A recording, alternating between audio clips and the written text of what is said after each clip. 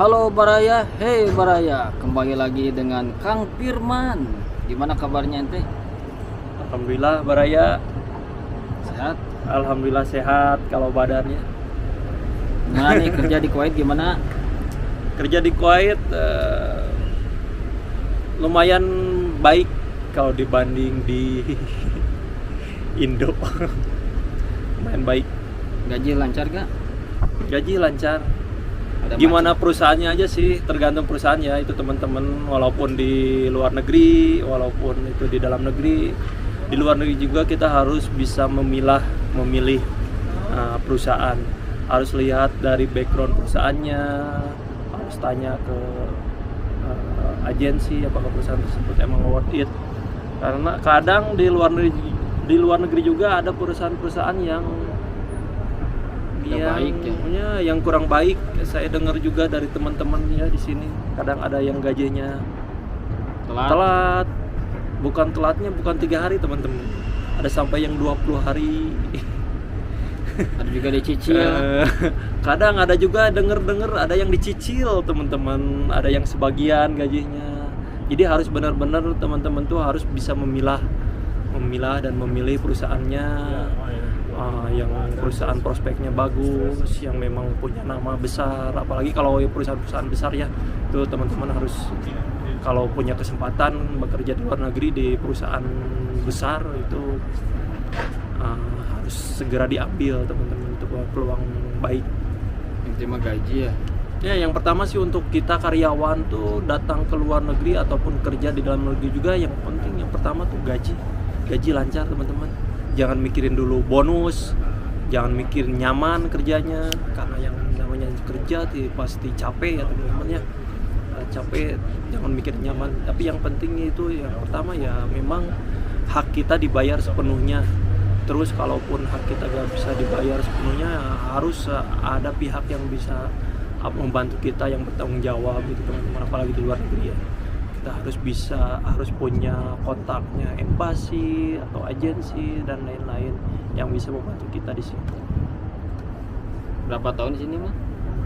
Sini saya sudah 3 tahun teman-teman. Desember ini mungkin 4 tahun, beres 4 tahun. Saya juga masih belum memutuskan apakah mau pulang, apakah mau pindah tempat kerja tapi masih di sini di Kuwait, apakah memang harus ke luar negeri, keluar negara lain, pindah ke negara lain.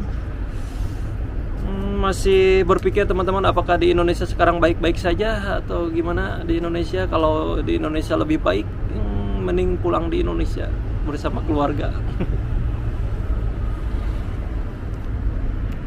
Nah, gitulah, sekarang lagi musim panas ya. Di sini sekarang summer teman-teman. Baraya bukan teman-teman. Baraya di sini sekarang summer, musim panas. Jadi di Kuwait itu ada 2 musim, summer dan winter. Untuk summer ini musim panasnya tuh dimulai dari bulan Juli teman-teman. Dari bulan Juli sampai bulan Oktober. Nanti November udah mulai dingin, Desember tuh udah winter. Desember udah mulai musim dingin, Desember sampai April itu. Mei, Jun itu normal kayak di Indonesia. Nah sekarang musim panas, sekarang aja jam berapa Mas Kang Egi? Jam 11. Jam 11 malam, tapi 42 derajat, temperaturnya 42 derajat. Itu di Indonesia aja yang paling panas biasanya 35-an kalau siang hari. Nah di sini malam, jam 11 malam, tapi suhunya nyampe 42 derajat Celcius. Kalau siang di sini nyampe 50 derajat, bahkan bisa lebih teman-teman. Nah, makanya harus dipikirkan nih kalau yang mau keluar negeri itu beda cuacanya, teman-teman. Harus bisa adaptasi dengan cuaca, dengan lingkungan, dengan makanan, beda pasti. Soalnya harga-harga pada naik sekarang ya. Ya, Baraya nih, untuk semua harga bahan pokok di sini semuanya naik. Karena apa? Karena ya di Timur Tengah banyak konflik teman-teman, konflik perang dan lain-lain. Nah itu kebanyakan kan di sini kita barangnya import dari luar negeri, bukan dari Kuwait. Kebanyakan bahan-bahan kayak daging, beras dan lainnya juga Kuwait tidak memproduksi itu dari luar negeri. Nah, makanya pas perang ini kayak Selat Hormuz kemarin ditutup, kayak bandara kemarin juga ditutup, bahan-bahan pada naik semua, melonjak lebih dari 30% teman-teman. Lumayan sih. Ya ada pusing nih yang kerja di sini. Apalagi kalau gaji kecil, waduh. Apalagi kalau gajinya minim, bahan pokok naik lebih dari 30%, itu udah kerasa banget teman-teman. Kerasa banget ya. Apalagi gajinya kalau gak naik-naik. Udah kesal sama perusahaan. Udah itu mah teman-teman, ya resiko sih teman-teman. Ya resiko kerja di dalam negeri, di luar negeri pasti ada positif dan negatifnya gitu teman-teman. Tinggal kita menjalaninya aja, bersyukur menjalani. Ya, seperti inilah teman-teman, kalau perintis kita bukan pewaris teman-teman. Coba saran-saran, ada saran kan ya? Buat yang mau kerja ke sini, coba saran yang khususnya di Timur Tengah, di negara Arab, apalagi di Kuwait nih, saran nih. Saran-sarannya nih teman-teman, apa ya saran-saran untuk yang mau kerja ke Kuwait nih teman-teman? Pertama, siapkan mentalnya ya teman-teman, karena kita kerja di luar negeri itu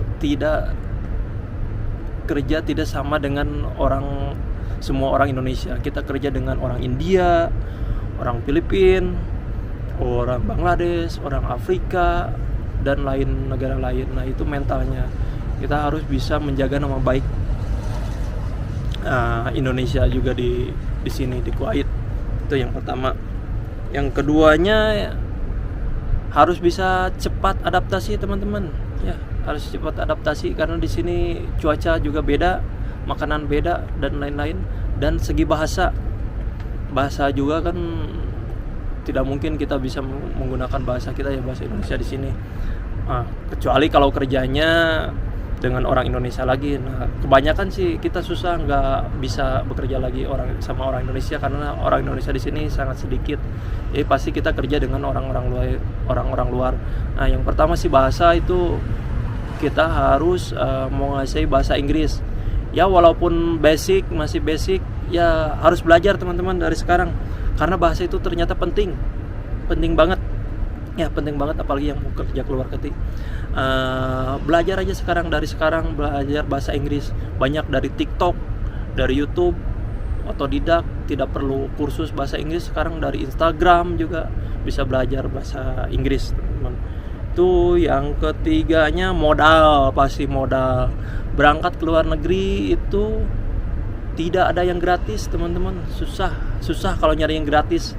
Kalaupun mandiri juga tetap ngeluarin biaya. Nah, apalagi kita lewat PT, lewat agensi.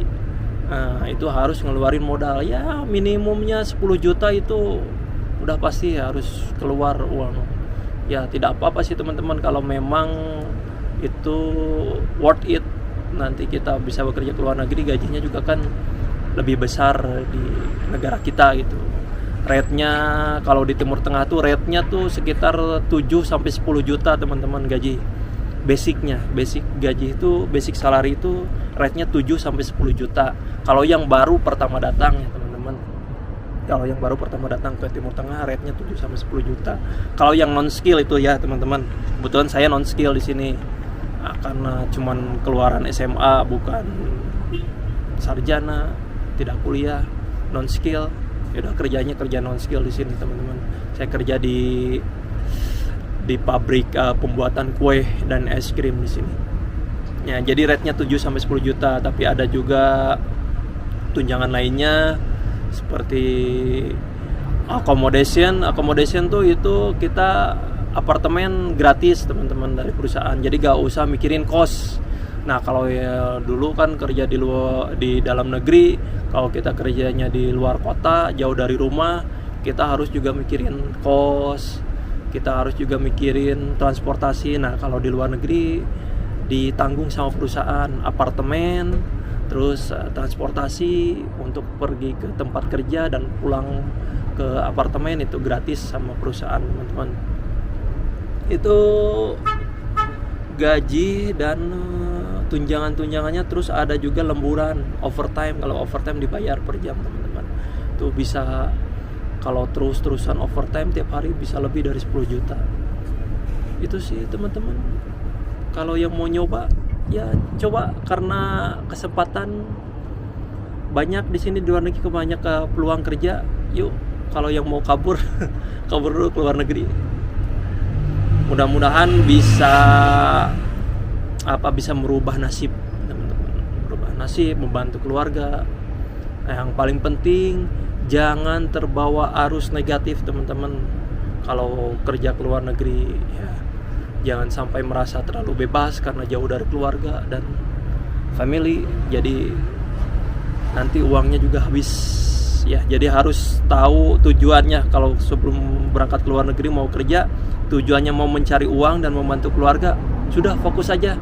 Kerja, tidur, kerja, tidur. Sudah begitu saja.